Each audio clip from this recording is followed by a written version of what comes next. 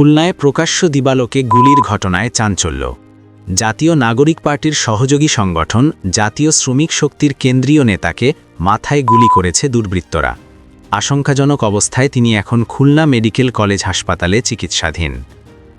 ঘটনাটি ঘটেছে আজ সোমবার দুপুর 1:15টার দিকে খুলনা নগরীর সোনাডাঙ্গা এলাকায় বেসরকারি গাজী মেডিকেল কলেজ হাসপাতালের সামনের রাস্তায় দুর্বৃত্তদের গুলিতে আহত হন জাতীয় নাগরিক পার্টির শ্রমিক সংগঠনের বিভাগীয় কমিটির প্রতিনিধি মোহাম্মদ মোতালেব শিকদার, বয়স আনুমানিক 40 বছর।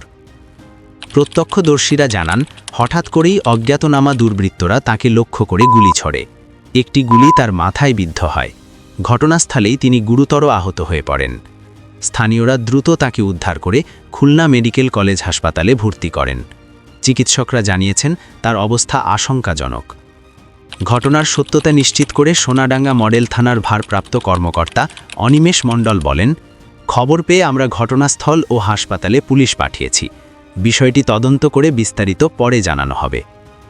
এই ঘটনায় এলাকায় আতঙ্ক ছড়িয়ে পড়েছে। কে বা কারা কী কারণে এই হামলা চালিয়েছে তা এখনও নিশ্চিত হওয়া যায়নি।